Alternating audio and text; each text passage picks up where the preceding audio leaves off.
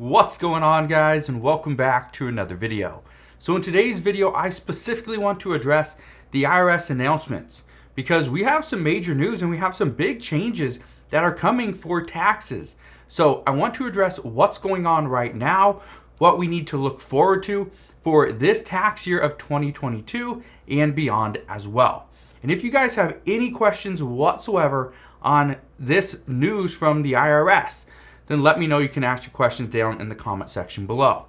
One thing I just want to address, because I get a lot of questions on this: can you help me with my taxes? Can you answer this question or that question for me? In most cases, no.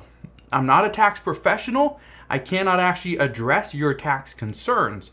However, and I want to also give you this little tip as well. Go and talk to a tax professional. In most cases, they're free. They're absolutely free, so you never have to worry. But one thing I can say is that there's comments down in the comment section below saying that just send me a message over on WhatsApp or just pay me in Bitcoin or any type of crypto. That's not me. It's a scam. Do not fall for it. And if you could, go ahead and report those channels because they are just trying to scam you out of money. But let's get into the IRS updates for today. Here's what we know. In 2022, the IRS has made some major changes. Now, they have yet to secure the $80 billion that they're trying to get from the federal government. So fortunately, the IRS is not going to be spying on our bank accounts. That's good news. And if you're happy about that, do me a favor, go ahead and hit that like button. However, the IRS is not stopping. They're going to try to do all that they can to see who's making how much money and where's it going. This isn't something that's really considered scammy or a spying tactic, but they're wanting to try to figure out who's making money elsewhere. One of the first moves that they're doing is there's a new $600 IRS tax that if you do any online transactions, this includes you doing online sales in apps like Venmo, PayPal, even SeatGeek, even ticket sites. What happens is the IRS will be required to report all transactions that are totaling more than $600 per year. They will have to report that to the IRS, which means you will have to report that on your taxes for the tax year 2022, which you will file next year. Now, keep in mind, this excludes payments that are made between friends and family. If you're splitting a meal, you're buying drinks, if you are buying something from somebody and the sale is for a purchase of goods or services, then yes, those transactions should be labeled a purchase of goods and services, which would mean that would contribute to that $600 per year. So tell your friends, if they're going to send you a payment, hey, make sure it's to friends and family. Do not make it a purchase if they're going to split a meal or something with you, or a cab ride, right? Or an Uber. Don't make it a purchase, because if they do, that's a problem. You will have to pay taxes on that.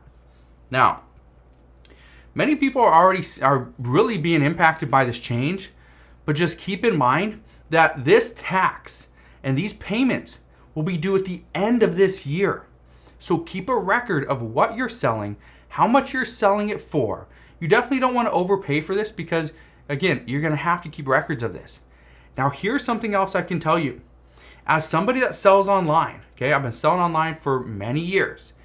I've run into this issue recently. I sell a product to somebody. Then that person says that this isn't good, something's wrong with it, they want a refund. Well, in some cases, okay, what's happening is they're wanting a new product. And so if you ship a different product, that still shows that you sold that one, okay? So this is the other issue. Make sure that you're using the same platform. If you sell on PayPal, you want to do a refund on PayPal. Don't take somebody's word and be like, just send me the payment here.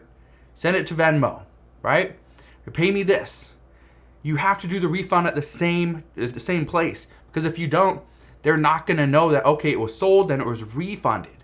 And that's actually causing many issues right now with a lot of my friends that do e-commerce. So just keep that in mind as well. Now, here's a big change that just happened today. The IRS said that they're going to completely phase out their use of the controversial third-party service for facial recognition. This is actually really good news, and I want to explain why this is. But first, I want to address what multiple reports are saying over the past few weeks. And multiple reports have outlined how Democrats say it's unlawful to provide an ID to be eligible to vote, when Republicans are asking that anybody that comes to vote must show proof of identification that this is them and they can vote. Democrats say, no, you can't do that. It's unlawful. But then we get a bunch of reports, and we are now seeing that the IRS was going to do it, or they started doing it. But Democrats were then saying that they're coming out and now demanding that we use facial recognition, which is just another form of ID or identification. This is not right. So by saying no, it's unlawful to provide ID to vote, but it's lawful to provide ID to get a tax transcript, see proof of a stimulus check or child tax credit payments, that's unlawful. So some are saying that's the reason why they flipped, as opposed to what some are saying that no, they're just going to take a different route. Because even the IRS Commissioner Rettig said today, and I quote, "The IRS takes taxpayer privacy and security seriously, and we understand the concerns that have been raised. Everyone should feel comfortable with how their personal information is secured, and we are quickly pursuing short-term options that do not involve facial recognition." Now, quickly after that statement was released, Senator Ron Wyden from Oregon, he applauded these efforts to halt facial recognition. And he said, and I quote, "Many facial recognition technologies are biased in ways that negatively impact vulnerable groups, including people of color, women, and seniors." And that's a big issue.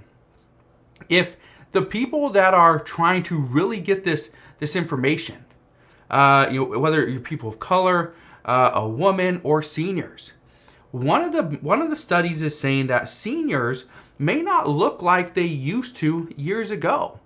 Maybe their skin's changing, their look. Some people change, right? Obviously, people change all the time, but seniors change a little bit quicker than others. And that's the other issue is, well, how do you go and provide facial recognition when the software might not say that, yes, this is you? What do you do then? It's just going to create other issues. And this is likely going to cause many people to not even be able to get the service that they're requiring. And so that's what some people are saying is right now the IRS, and again, everything goes down to one thing. All the different changes are happening because of one thing. The IRS needs more money. They need more money to hire more workers, because they need more workers to go through the backlog of taxes that they haven't been able to process even for 2020. So that's creating other issues. And right now that Congress is not going to pass $80 billion from the federal budget to go to the IRS to go and hire more workers and go after tax cheats, the IRS is trying to figure out ways that they can do it internally with themselves so that they can collect more revenue to hire more workers and become fully funded. So we're going to see what happens, but as of right now, there's major changes happening all over the place with the IRS. So one thing I can tell you is I will keep you up to date on everything that's going on with the IRS and changes that may happen to you as well. So if you want to know what's going on, make sure you click that subscribe button down below so you never miss an update. But that is what we know at this time. As always, as I know more, I promise I'll come back on and share all latest news and updates. Again, thank you guys for watching. Consider subscribing, and I'll see you guys on the next one.